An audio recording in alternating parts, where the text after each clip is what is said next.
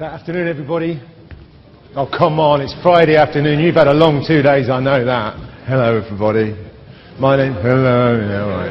It's going to be one of them, I can tell. So my name is Dave. I work for a company you may have heard of. And you will remember, if you were in Brighton a few years ago, that I have a comedy job title, right? Because I am, check me out, the Chief Envisioning Officer for Microsoft, right? Completely made that up. Because what I wanted to do is I wanted us to focus not on the technology, but on the human beings that use it. So my focus is really about trying to think, where are human beings going to be 10 years from now? How are they going to want to live, work, and play? Because I think if we understand what the humans are going to do, then we can be a lot more mindful about the kind of technology they're going to require. So understand then that my job is essentially about the future of humanity. Right. And I just figured if I'm going to have a job about the future of humanity, I demand a job title with a certain degree of pomposity. So look, you are a difficult audience to present to because you get a lot of this stuff and you've had some really important, detailed conversations over the past couple of days, and this is not one of those. This is not even so much light relief, it's more light entertainment. But what I want you to do is I want to repivot your perspective about where we are as a society with technology, what's happening in our lives, and it starts here. It starts in this amazing world that you guys all see, right, in what you do every day and how you use technology, but it's a world that is fundamentally changing and the rate of change is getting faster and faster. This is the best way I've found of articulating the way in which we live today. It's a slide that basically plots the number of mentions of the phrase exponential growth over the last 6 decades, right? I don't need to do any more than that, right? This is where we live. And as a result of this, and as a result of how technology has just become a normal, natural part of our everyday lives, it leads me to the conclusion that IT must die, right? The old world of IT has to die, a world where we used to care about how this stuff works. And I'm not saying that you guys don't care, of course you care about it, and it's important that we should care. But normal people, normal everyday people, they no longer care. It's a bit like, do we have any petrol heads in the audience? Right, so apart from you, right, nobody gets in their car anymore, and as they sit in the driver's seat and put the ignition keys in, if you still have ignition keys, and think, at this moment, a precise amount of fuel is being injected into a small space. There will be a small explosion. Nobody thinks about it, except for a few of you, right? We just get in our car and we want to go to our destination. The same is true of every person that you're trying to look after, every person you serve. They don't care about how it works or how complicated it is or what security is. It just has to work. This is brilliant. This is a real opportunity for us if we can live up to it. And then there's other things that we have to look up to. Again, I could have pulled any number of statistics about digital adoption in a modern society. Do I really have to do that anymore? You know, do any of us, does anybody actually be interested in this audience? Do you know anybody between the age of 8 and 80 that does not use some kind of technology either for pleasure or for business? And there's always one, right? But it is only one. So we live in this world where actually this stuff supports all that we do. I have another proof point for why I think the world of technology needs to move on. This thing about what technology is special. And it's this. This is the iPotty. The fact that we live in a world where this is a feasible product says to me we are done, right? It's I'm a parent, I've been through potty. So there was a point in that process where that would have appealed to me as a product. We are done now with technology being something new or special. It's just part of what we do. Now, they're obviously bits of comedy, but the thing I really want you to think about is you have to understand that we are entering into, some would say we are already well into, the third computer age. One of the things I love about presenting to you as an audience, normally I have to say, well, you don't care about computer age, but you guys do. So the third computer age, if you think the first computer age was defined pretty much, personified if you like, by Babbage, right? So it's a world of analog computers, and he created his amazing analytical machine that it took the Science Museum until 2006 to finish working. We're mostly familiar with the second digital age. It's the world that we live in today, and it's the world of the microprocessor. It's the world of the computers you have in your pockets and on your desk. But the problem with this technology is it's fundamentally the same as before. The way in which we use it hasn't really changed. And then you start to scratch back and you realize that the processes we use at work, the processes we use in our organization, the way we structure our organization, the things we do with technology, even the bright young things that are coming to your universities, they're basically communicating, collaborating and working in exactly the same way they would have done if they were in Victorian times. The tools make it quicker, the tools make it easier, but the same processes are the same. We haven't evolved, we haven't changed. But the third computer age is upon us, and it's really, really special. It's a very, very different place. We're moving away from a world of stupid computers. You all know that computers are stupid, right? Absolutely, completely just stupid, because we have to tell them everything that they need to do. In the third computer age, we leave that world behind, and instead we move to a world of artificial intelligence and machine learning. This changes everything. So the first thing is the fact that we no longer instruct computers, we no longer program them, we teach them, they learn from us. If I want a computer to walk through a door, I don't program all of the instructions about how to get the door, which handle to pull, which direction to pull. I show it millions of videos of humans walking through a door, and it learns from that. You've seen services like this. I think I showed you this last time I was with you. This is using the power of learning rather than instruction to provide real-time speech-to-speech language translation. This stuff changes our world. Think about how this plays out, right? My son's 10 years old. On the basis of a world where we have real-time speech-to-speech language translation, do I bother to get him to learn a foreign language at school? Because by the time he enters his world of work, it will be a redundant skill. Now, I get that's provocative. I get there are lots of reasons why we learn foreign languages at school, and yeah, my son, he'll learn 1 or 2 languages just like everybody else.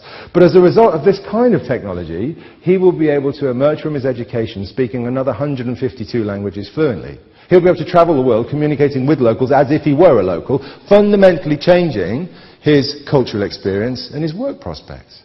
So we have to prepare for this world. We have to think about this. But the fact that we learn and we teach computers rather than program them is really, really important, because it presents some problems along our path. And just to give you an example of how this works, right? So this is proper research, comes from Cambridge University. Basically it shows if you speak English, as long as I keep the first and last characters of the word in the right place, I can mix up all of the other characters. I can even misspell words, and you can still read the text, right? Can you read the text? Yeah, of course you can. So this is the difference between learning and teaching. Because when you lot were at school, just like me, we were taught the rules of language, we were taught the logic of language, we were taught things like I before E except after C. But what they didn't teach us is that there are 923 exceptions to the I before E rule.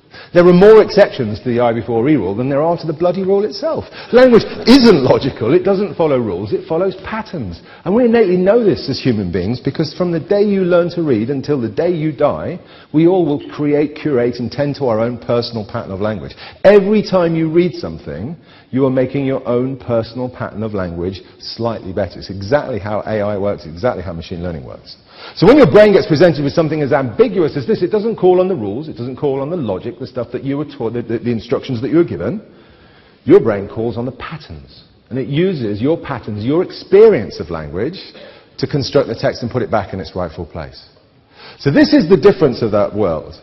The other challenge that we face, the second defining sort of thing for the third computer age, is that we finally leave a world of binary behind. We leave the world of definitive 1 or 0, yes or no, and instead we embrace the ambiguity of maybe.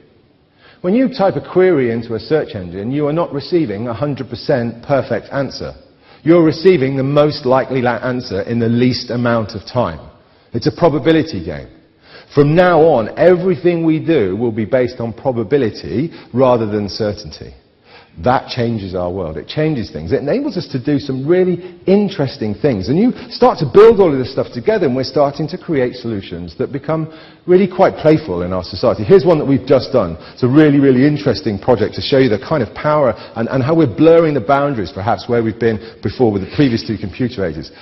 We did partner with the Tate Britain, and they have a project every year called the IK Prize. And it's a really good initiative. So basically, every year, the Tate challenges you guys, the technology community, and it says, okay, techno people, do something interesting with art, right? Just for a laugh. See what happens. This year's winners was an Italian startup called Fabrica, who basically harnessed one of the problems that the Tate has, like many organizations in their instance, many museums, right? So the Tate has some 70,000 images in their archive. And the problem with having 70,000 images in your archive, that's either somebody really big knocking on the door, or it's the Gruffalo.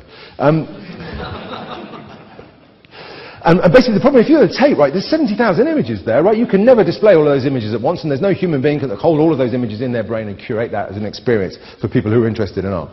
So what the team at Fabrica wanted to do is, could we expose those images? Could we bring those images? Could we help people discover them? And what they did is they used AI. So what they did is they took the image on the left, and this is just a sample image, and it came from the Reuters photo feed. So all over the world, every day, there are photographers working for Reuters who take photos of world events, post them up, and you can subscribe to them. If you're a newspaper, this is the stuff that you would buy and you would put in your print. And what they started to do was to say, could we match these images to images in the archive, in the Tate's, images in the Tate's archive? And what they did is they did some really curious things with machine learning. So number one, they did the obvious stuff, right? So there's metadata on both sides. I've got metadata about the photo. I know where the photo was taken, what the photo's about, who took it, all that sort of stuff. Similarly for the artwork, I know who painted it, when it was painted, and all that sort of stuff.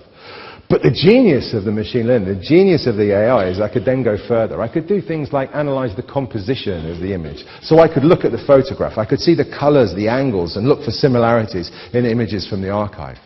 But then I could go into a human level, because I could start to do some interesting things, because I could spot humans in the photos, humans in the paintings. I could tell you what age those humans are. I can tell you what gender those humans are. I can even tell you their emotional state, all based on AI. And I can match those emotional states to images in the archive. Now the interesting thing about this is we're starting to put human things, human traits, human emotions into the cold, dark, logical world of technology. And the point of this example is curious, right? So number one, it's a bit weird, right? So this is not a proposition to replace curators with machines. This is about look at what the experience, look how we can change the experience for people who care about art by exposing it in this new kind of way. So we're going to build different kinds of these services, but the thing that we have to remember is in a world where we teach rather than instruct the technology what to do, we have to remember that those things that we teach, just like our kids, they become a reflection of who we are as a society. When we use an algorithm, we are basically training it ourselves. When you see an ad on your machine, you have had some part to play in placing that ad on your machine. When you use your smartphone, and if you use the predictive text on your smartphone, and you see the suggestions that are being made, you have had some part to play in putting those suggestions there. We have to think further, because as we use the algorithms further and further, they have deeper and richer implications in our lives. There's a high probability that my son will choose his lifelong partner on the basis of what his reflection is, of how he's used the algorithms that he used. And so we have to be mindful of this. We have to start to think that actually we have a duty of care to make sure that the reflection that the algorithms give us back is something that we're proud of. And you'll be familiar with lots of examples. The one that we were in the press for a few months ago was the Tay example. I don't know if anybody read about that. So we created a chatbot, right? And we stuck it up on Twitter. We were very pleased with ourselves. And within 2 hours, people had tricked the chatbot into saying the most terrible, awful, horrible things, genocidal, racist, things that in a million years Microsoft would never want to be associated with. And the industry, of course, pointed their finger at us, oh, stupid Microsoft, yes, yes, you're rubbish tech. Well, hang on a minute. What's being reflected here is the society that's using the technology, not just the technology itself. And I'm not saying that we couldn't have done a better job. But what we also knew, and the reason we put Tay out, was because it was a social experiment as much as it was a technological experiment. Because we have had the same technology running in China for the last 2 years. It's a technology that we call Chow Ice, a chatbot called Chow Ice, who has had 40 million conversations with Chinese teenagers who have not so much even got it to swear, never mind do anything bad. So again, it's this point about if we're going to be reflective of what the solutions are, what the algorithms do, we have a choice in what that reflection is. And it means to an extent, and if you'll forgive this is a bit patronizing, right? But we have to think about ourselves. We're all digital parents. We all have a level of responsibility to make sure that the reflection, the use of the technology, is for the right thing. And then there are other challenges that the algorithms give us because they are created by humans. As you will well know, we are filled with bias. We are filled with conscious bias, subconscious bias. And the challenge is that as we write the algorithms, those biases, they flow into the algorithms themselves. This is a problem, especially in a world where we make our decisions more and more based on those algorithms. And the best way I can find of explaining this is to use a really crap analogy, but you'll get my point. Now, do we have any tea lovers in the room? Like fastidious tea lovers, I mean like serious tea drinkers. Right, okay, good. Because it occurred to me, I was in Canada earlier this year, that if there was to be an algorithm for making tea, As an Englishman who likes his tea, I'd like to know who wrote that algorithm. Because it strikes me that there would be a difference if different cultures wrote that algorithm. If I wrote the algorithm, if a British person wrote the algorithm for making tea, there would be a pot, it would be warmed, there would be tea bags in the pot that would be scorched by boiling water, the tea would be left to stew for 3 or 4 minutes, and it would be poured into a warm mug with a splash of milk, right? That's my algorithm for making tea. What's a North American algorithm for making tea? Right, it's a lukewarm cup of water with the tea bag and the milk at the same time. There you go, that's a cup of tea. They are both cups of tea, but I tell you what, not on my bloody watch. I'm not having that one. You know, it's a stupid example, but again, think about the examples of the decisions you're going to make based on the algorithms. Don't we really need to know more about the biases that are being inferred? Should we not be striving to eradicate the biases? This is where, you know, we have this whole push in our industry for diversity, which cannot come soon enough. Because we need to make sure that the teams who are writing the algorithms, making sure this are diverse, because that will help us get rid of the bias. It's a bit like the example of TAE. One of the suggestions I did make to the project team, the best thing that they could have done on the TAE project team to anticipate that problem, all they needed was a Brit on the project team. Because the Brit would have sussed that a mile away, right? What's the first thing people are going to do to that? Of course, they're going to get it to swear, right? Do you know what I mean? So this is all about diversity. It's about getting people in the right place. And then the final challenge is what we as humans choose to do with the answers that we're provided with. And this is still something that we're beginning to learn how we deal with. And I spent a lot of time working in the search world, so with search engines, and I think a lot of this. And I think search is kind of at the pinnacle of this intersection of society and technology.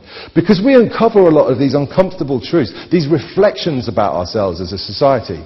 About 12 months ago now, we were all contacted, Google and Bing, were contacted by the government because there was some concern.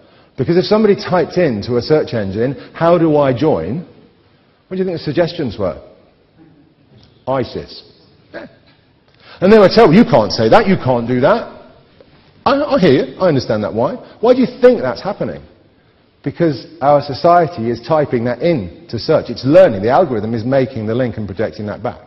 We have similar challenges. We had other issues. We had another example, and forgive this is a painful topic, but we had people who would type in, how do I commit suicide painlessly? How do you answer that query? Should you answer that query? Legally, you can. Morally, should you? The answer, by the way, is to put an ad to the Samaritans as well as serve the answer. But these are all examples of the algorithms, is they're reflecting our society back in a way that is actually quite brutal to us. And we've got to figure out what do we do with that. We've got to decide how do we get the best of technology with the best of what humanity has to offer. And it means that we have to get rid of this stupid adversarial battle that we seem to want to pitch ourselves in. And specifically the media are very good at this. Right? So this is all about humans versus machines, according to them. You know, I only have to say robots, and I guarantee you at least one of you will be thinking about Arnie and his titanium robot army. Right? If I say AI, somebody will be thinking about Stanley Kubrick and 2000. I'm sorry, Dave, I can't do that. These are not helpful images to us, right? Because that's not where we're going. Yes, the technology is going to cause some disruption, but our best option, the best way forward, is the way forward that has always been the case, which is not humans versus machines, but humans plus machines. How do we work with the technology to extend our reach and do more than we could ever done? Because what we really want is we want human outcomes from the technology. We want to get to a place where the machines understand us enough to do the things that we need them to do. And we've got some ways to go, right? Here's an example of how far we've yet to come, but some good news is because we're getting closer. This is actually a photo. This is my son. We're on a place called Long Beach in west coast of Vancouver Island. This is when we were in Canada in April. And in order to get my family to Long Beach in Vancouver, I had to jump through a whole series of technological hoops. And you'll be familiar with this process, right? Because we wanted to book the holiday ourselves. We book it online. So what do you do when you want to book a holiday online? Well, first of all, you have the big discussion about where you're going to go, which is basically you arguing in front of a search engine for an evening, right? Well, I don't know, on destination websites. Now you've decided where you're going to go. Right, we're going to go to Vancouver. Well, how are you going to get there? Well, there's another evening you're going to spend looking on airline websites, Expedia, Skyscanner, all that sort of stuff.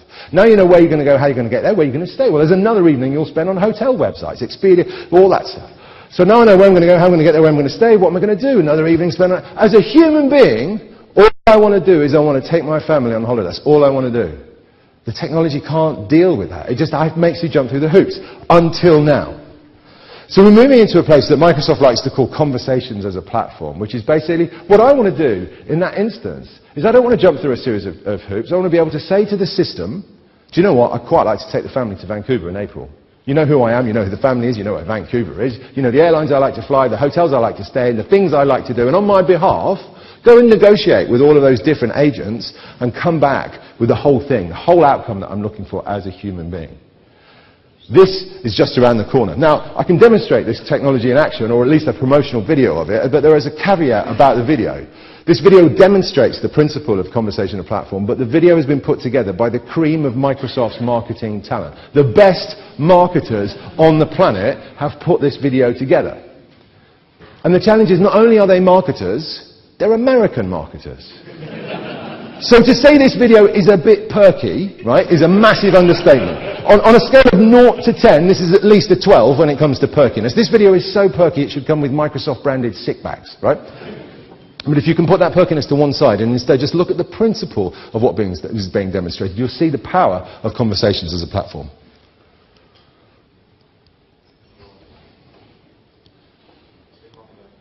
One again. Back up.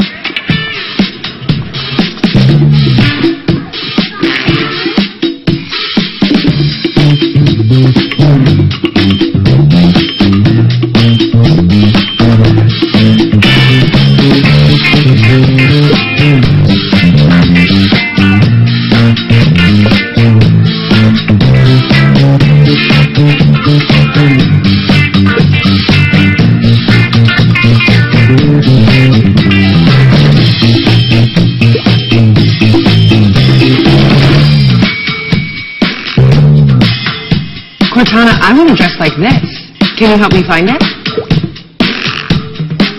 I like this one. Yes, please. Can I get it in a size 6? Cortana, please give them my payment and shipping info.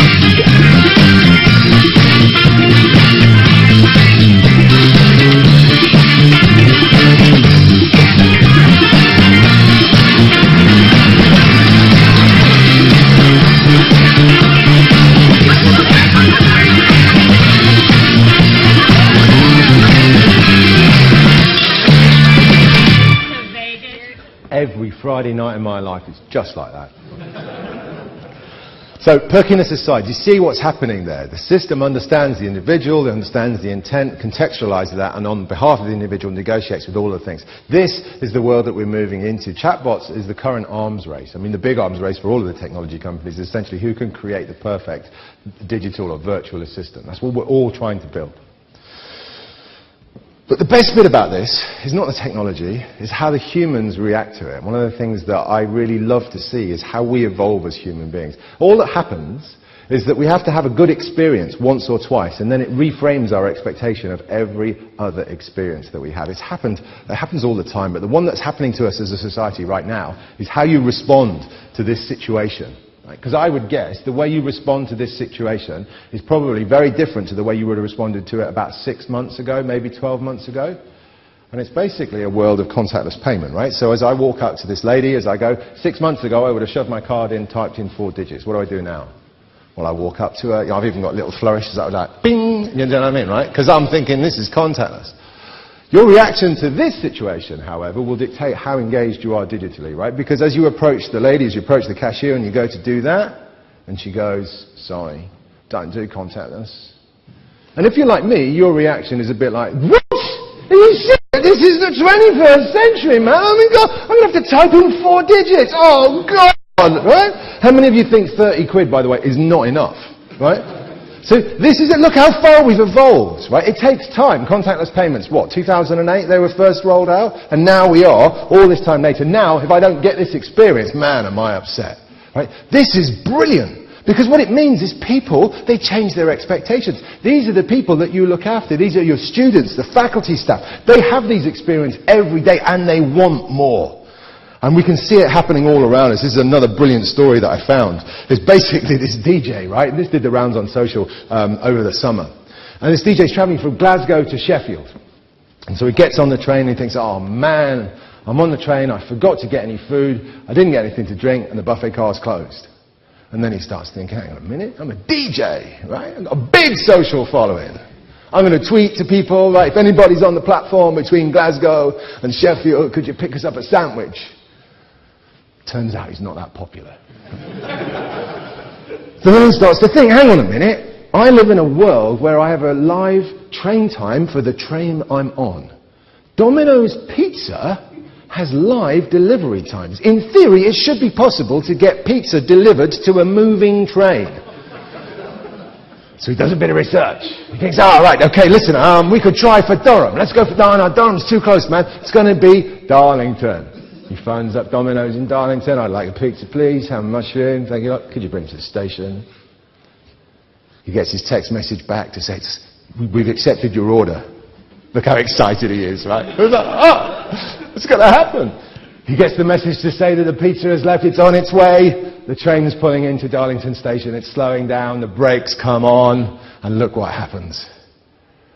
And this video is going to play, or maybe it's not. Click again.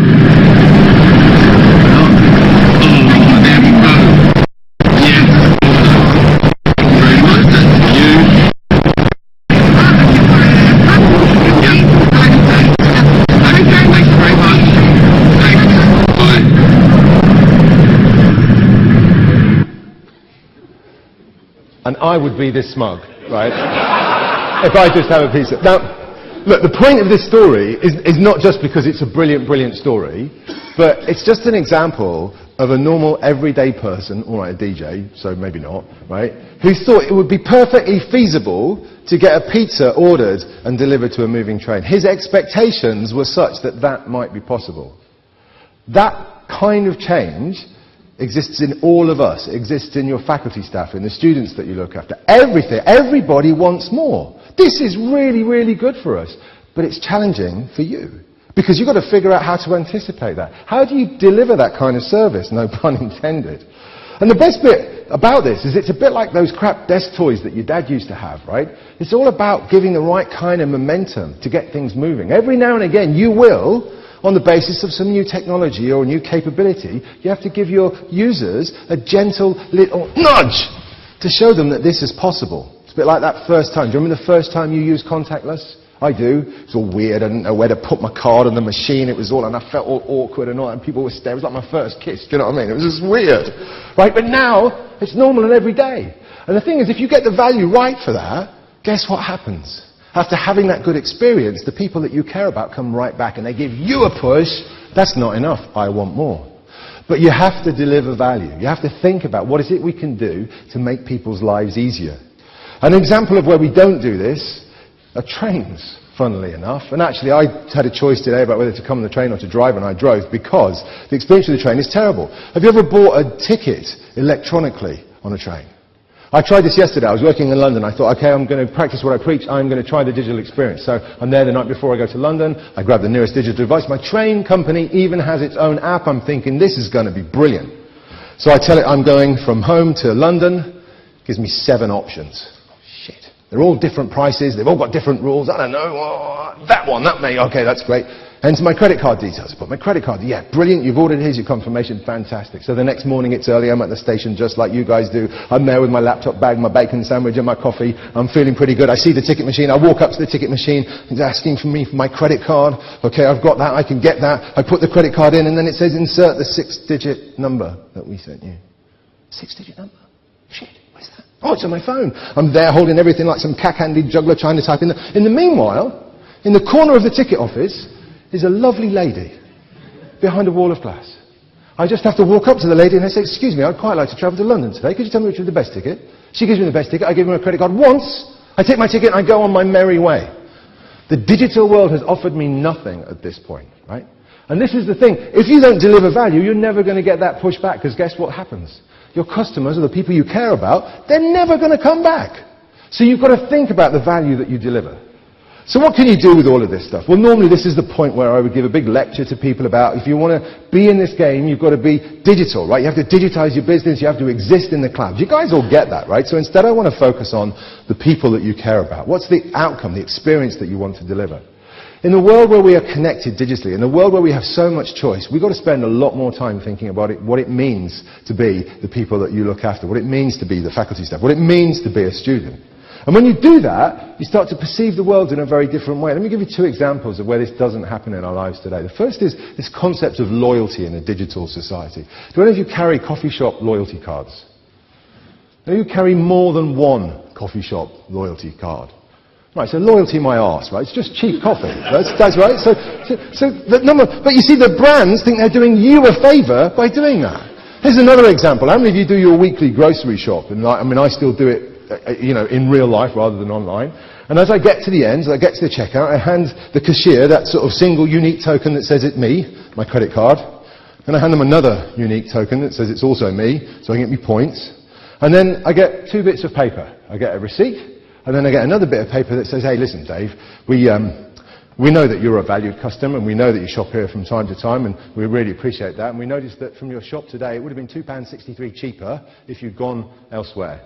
Because we care about you, because we'd like you to be loyal to us. If you bring back this piece of paper within the next 7 days in your next shop, we'll give you the £2.63. Now listen, I'm a gentleman of a certain age, right?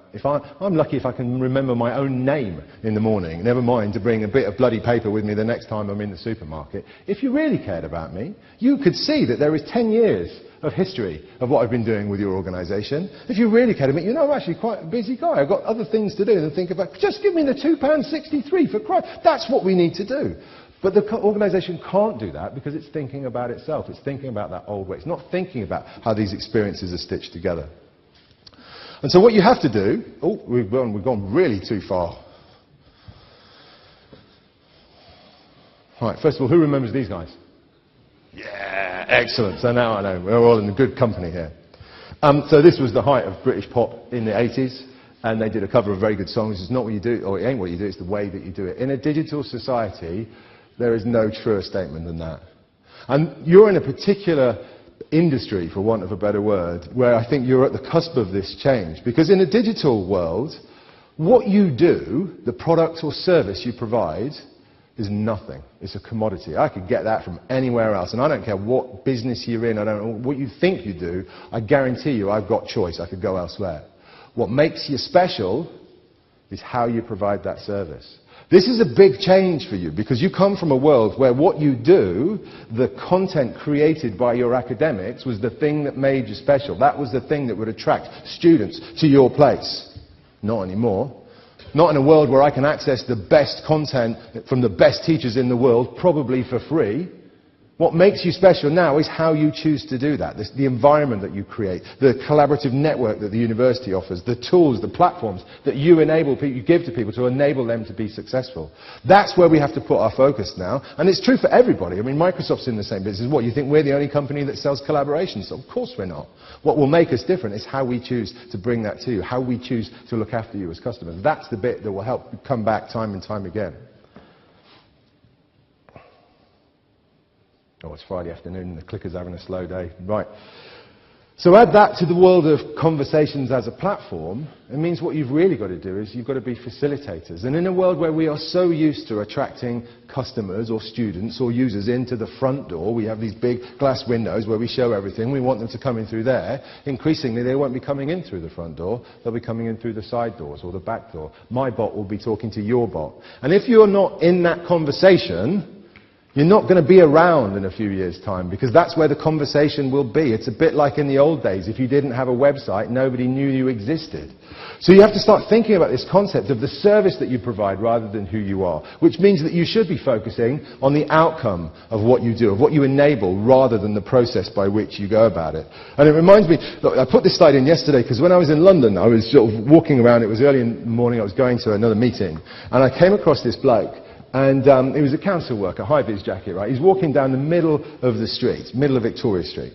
And he's putting these little dollops of white powder in the middle of the street. Now, I'm a curious guy, right? So I walk up. I said, what are you doing? What are you doing? He's putting down elephant powder. Elephant powder? What's that for? So it keeps the elephants away. But there aren't any elephants in Victoria. So I know. Great stuff, isn't it? Right? I'm here all week. The thing is, your organisations are filled to the brim with elephant powder. Shit you do that is no longer relevant, I'm keeping that for the next one. relevant in a modern digital society. It's redundant. It's the process. It's the stuff that binds. It's the stuff that you do because we've always done it that way. That's the stuff that's holding you back. That's the stuff that will prevent you from entering the third computer age. Your job is to spot that stuff, is to rip it out, burn it, tear it. Just get rid of it because it's holding you back. A bit like this clicker. But in order to get to that place where you can really understand the outcomes, you've got to change the way you think. And we find thinking about the future really hard as human beings. The best way we found of doing it is to assume that the future is a straight line. We always think the future is a straight line. We think the future is a straight line extrapolated from where we stand today and where we were yesterday. And it's always up and to the right. Well, the thing is, in a digital society, the future is never a straight line. It bounces around like a pinball. Your ability to be successful in your role hinges entirely on your ability to anticipate the ricochets of that pinball. Let me give you an example of an industry who's not thinking the right way about the future. Do you recognize this?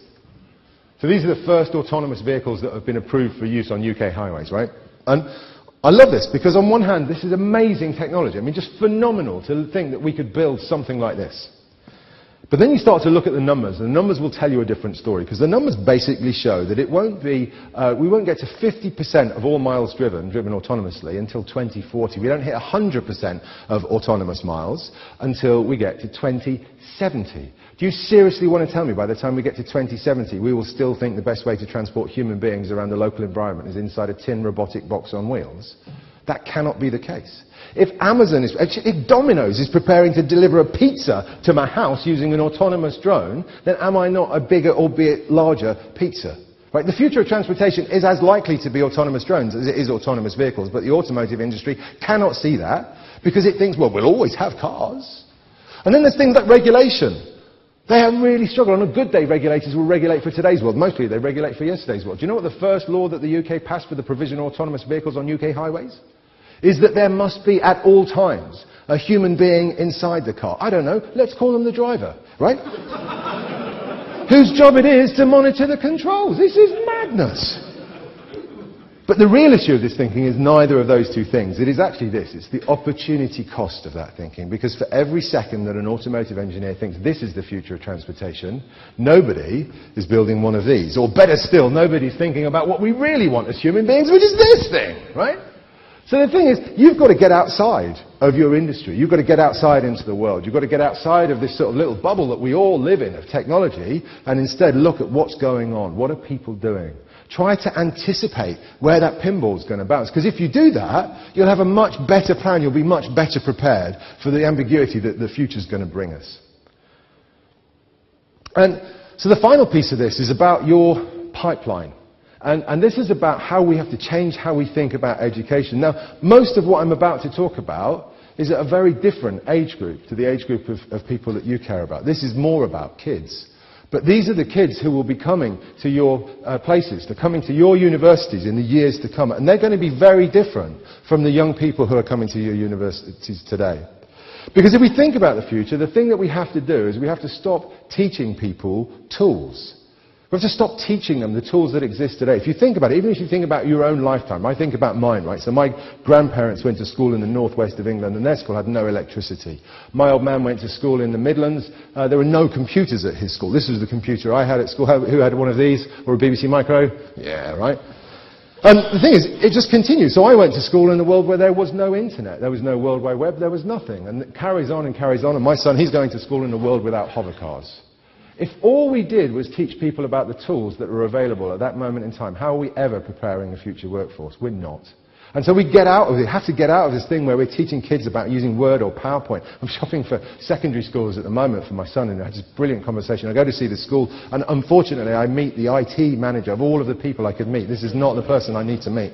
And he tells me with this unbounding pride that every pupil from this school leaves the school with a European online driving license. Word, PowerPoint, Excel, no problem at all for these pupils. And at this point, my wife's like, get him out of here, he's going to blow, right? I'm like, what? See, oh, God. So, because this is not the world that our children will inherit. This is not the kind of education that they want. So instead, we've got to teach them some different things. When they're young, we have to teach them about staying safe. We have to teach them about how to behave properly so we can get rid of this stupid problem that we have with people being difficult with each other. We have to get them to practice critical thinking. I sent my son into a recursive loop last night. It was genius, right? Because he was doing his homework and he asked me a question. I said, go and look up on Wikipedia. So I can't look it up on Wikipedia. My teacher told me I can't trust Wikipedia. And I said, how do you know? Right? Right? Critical thinking is so important for where we're going. And the same is curiosity. Curiosity. If I think about companies like Microsoft and Google and the kind of skills that we're going to want, we're going to be awash with people who have lots of academic qualifications, of very bright kids. The people that we want are the curious ones, who want to understand how it works, want to see what they could do to make it better. So engendering this level of curiosity is really important, and getting people to think big, giving them the confidence and ambition that they can solve big problems. And in order to do that, we need to get them to be creative. And here's why I go into Blue Peter mode, because here's some I prepared earlier. What's happening today is we're starting to change the conversation we have with our kids. And I want to give you a couple of examples, and unfortunately they involve my son, which is probably not a good case study. So my son got asked to make a board game at school about the Egyptians, and here's his board game. And as he's making his board game, he turns to me and says, Dad, listen, you know what, I'm not going to make a dice, that's a bit boring. It's an Egyptian board game, so I want to make something different. So what he does is he makes a pyramid. Best bit of all is he sticks a BBC microbit on the pyramid, which he then codes so that when I shake the pyramid, it generates a random number between 1 and 6. Now, he's building a board game. I know he's learning about computer science. He's focused on the outcome of what he can do with technology rather than the technology itself. Here's another example. I don't know if any of you have seen this. It's not a university thing yet, but it will be coming to universities. This is a project, a competition that we've been running in association with the Bloodhound team. Now, the Bloodhound team are the guys who are trying to break the world land speed record next year. And they launched an initiative with us called the Great Rocket Car Challenge. So kids at secondary school are sent foam blocks. They have to carve the foam blocks into an aerodynamic shape. At the back of the foam block, we stick a real live rocket, blows up and everything. It's brilliant. And in the heart of the vehicle, we stuff a microbit. And the microbit takes the accelerometer data on how fast the car's traveling, how much vibration there is.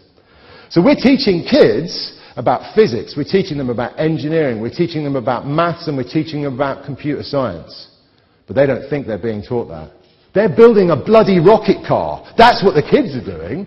And you can see the engagement, right? And it becomes intoxicating. The kids realize that it is the creativity that becomes important. If you want to see true creativity, if you have kids around this sort of age, anywhere between 7 and 14, for example, watch them play Minecraft. Because if you like, you can see that as some ugly, blocky game, but then immerse yourself in what they've actually created. Look for the beauty in the world, the complexity of all of the switches that they've set up. This is kids who understand that technology, software in particular, is probably the closest thing to magic that we human beings will ever get to. Because it is something that truly you can make something out of nothing with software. So we have to encourage that. We have to build that. Because then those kids come to your places. Where are their expectations going to be about the kind of services that you need to provide them? You're going to have to live up to that. You've got some years to prepare, by the way, but it ain't many. We've got to start thinking about that. But fundamentally, it all boils down to this one issue, which is, I'm going to kill this clicker before the end of the day. And the second thing is that this is not the Terminator, right? The world we live in is not Skynet. The internet is not Skynet. We have a very simple view of the future, is that this is not about the technology, it's about what we do with it. And when it's about what we do with it, it becomes about not an adversarial battle, it becomes about how do I use technology? How can I stand up tall, high and proud, right up on the shoulders of these digital giants that we've created, all of us have created? How do I use technology to extend my reach as a human being, not to replace me, but to enable me to achieve more than I could do? And it's a bit like the debate. Do you remember the debate we used to have? I remember when I was a kid and I was at school and I was doing my maths exam, I was doing my maths O-level. If you don't know what O-level is, it's kind of like a GCSE but harder, right? It was a point in our lives where we were debating the role of pocket calculators in the education of our children.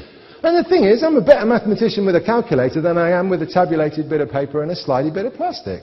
Right? Yes, I need to know the basics of arithmetic, but once I do, the technology fundamentally lifts our capability. The same is true for everybody that you care about today. The kids that are in school, the students that are in your university, the faculty staff, we're all in the same thing. And what we have to do, if we're going to want to be successful with this, is we have to make sure that all of these people have access not to the tools, not about whether they can use Word or PowerPoint. It's about the skills. It's about those things that I talked about, critical thinking, deep thinking. If everybody in our society has those basic skills and a confidence to be curious with technology, then and only then can we as human beings rise up and to live up to all of the potential that technology has to offer. Ladies and gentlemen, thank you very much.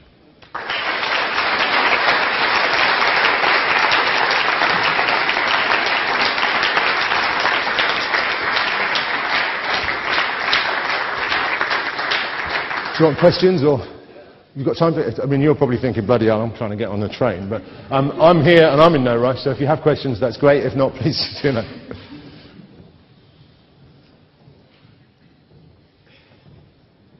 Yeah, all right, you've all got trains to catch. No, the gentleman at the back.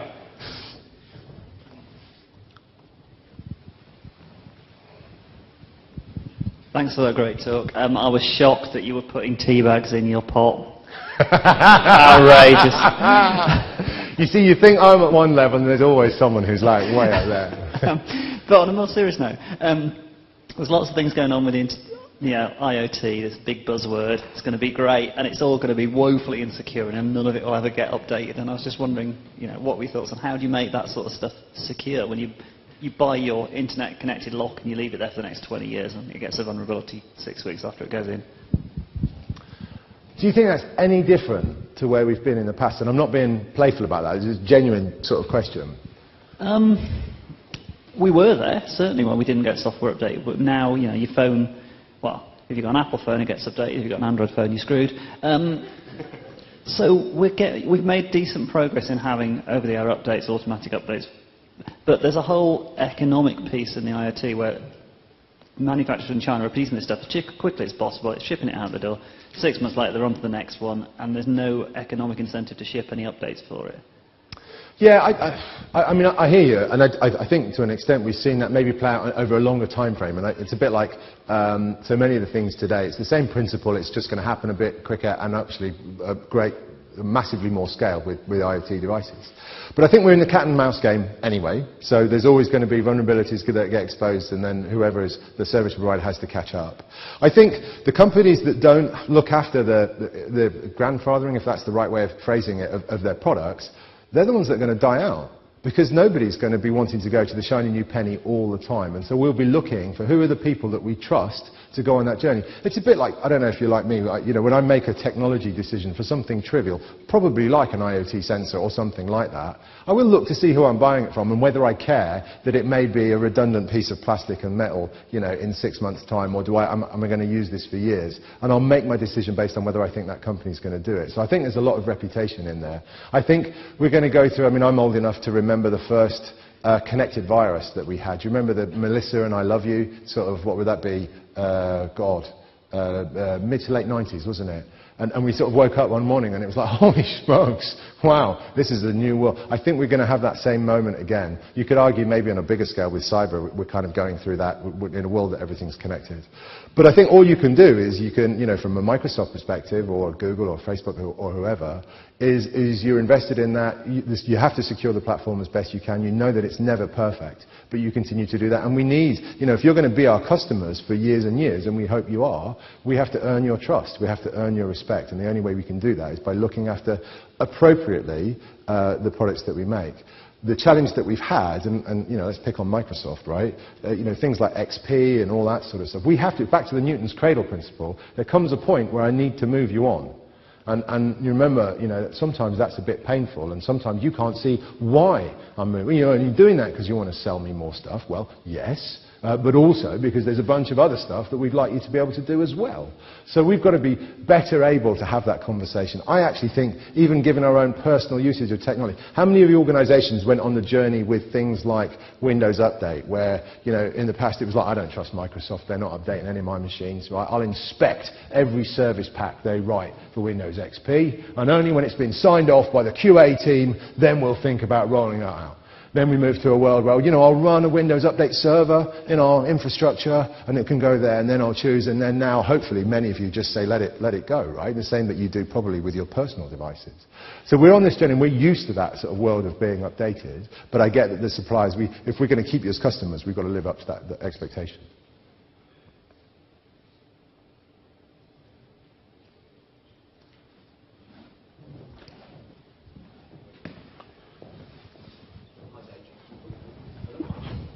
Hello? Hi, Hey. So, where does HoloLens fit into this vision and that kind of technology? Great pun.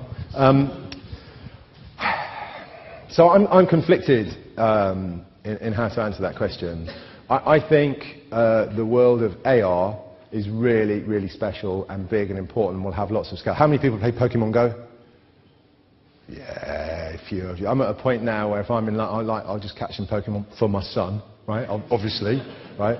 The thing I love about Pokemon Go is millions of people now know what augmented reality is. They know what that can do to an experience, and they think, bloody hell, what else could I do with augmented reality? Because augmented reality doesn't necessarily require a dorky headset, I think we're going to see lots of great stuff with augmented reality. With HoloLens, and don't get me wrong, HoloLens is an amazing piece of technology, I think it's going to be still a little bit niche. I think you're going to see a few of them in your facilities, because if you're going to be a surgeon, an engineer, or any number of things, those devices are phenomenal what they can do and what they can bring to the world. But it's going to be restricted, because that kind of headset experience, and it's an experience for one person at a time.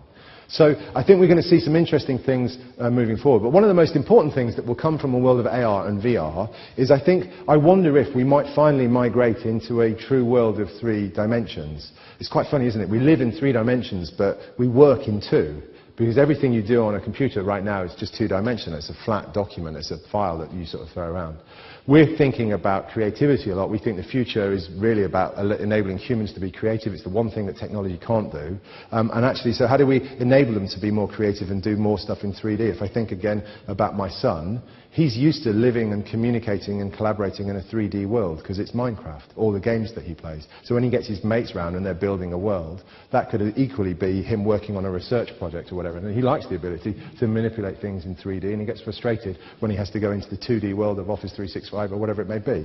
So I think they're going to be the vanguard of a big change in our society. I think VR will be limited because of the way we're at with the device and the price point on the devices, not just HoloLens, but all of them. But AR is going to be huge, because we can do our AR today with the device that we have in our pocket. And actually, we've been doing it for years. How many of you have been in a shop and caught yourself while you're in the shop, you're checking out the price of the product on Amazon, right, while you're in the shop? Well, that's kind of augmented reality in a way. Hey Dave, great presentation, or should I say show, really. It's been more of a gig, isn't it? Some really important and really deep things you raised there. And I'm curious that when the machines start to learn from us stuff we don't want to learn, we don't want them to learn, are they going to start drawing conclusions we don't want them to draw? You kind of give an example of that in your Cortana, saying, how do I join? Who becomes the policeman of the world's thought when it's the machines doing the thinking? And that is exactly the right question, Mark, because nobody knows. And I tell you who is the ultimate thought police for that, or who I hope are going to be the thought police for that, and that's all of us. Well, let me give you a situation we found ourselves in a few years ago.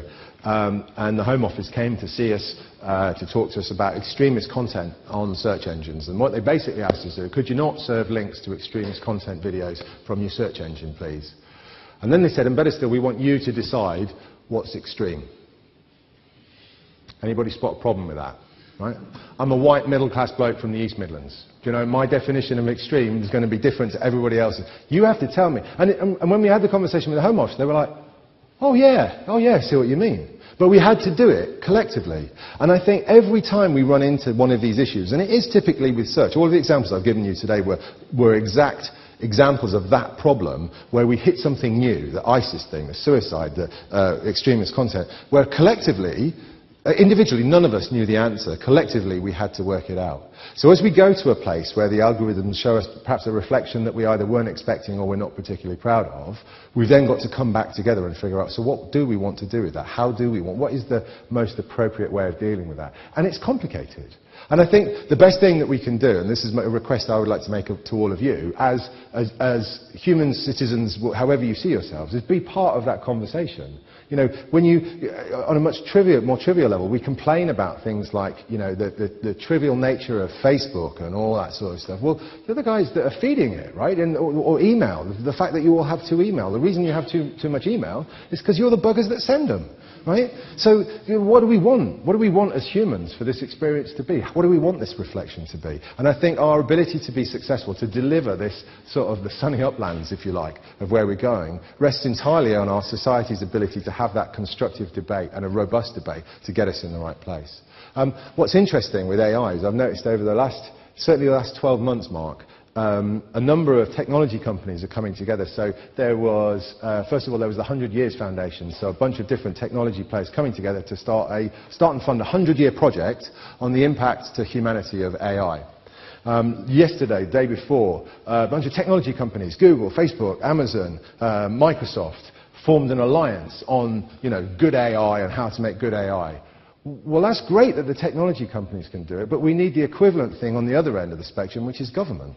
And not just UK government, EU government, US government, Asian, everybody. We've all got to come together so that we've got this ability to deal with it. But then retain the ability for different cultures to choose different extremes on the slider, right? So this nebulous problem, that's the only way we get forward in this. The bit that we won't have to deal with yet, and probably for a few decades, is the point at which the machines start learning for themselves and start coming up with new conclusions that are outside of the patterns. That's still, I think, that's still decades away. Sort of the Terminator thing.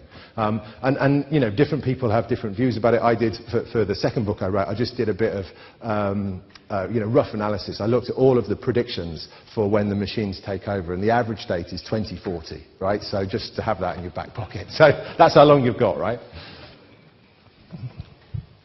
Thank you, Dave. I think that's pretty much out of time. That was a fantastic Guys. presentation, so please say thank you.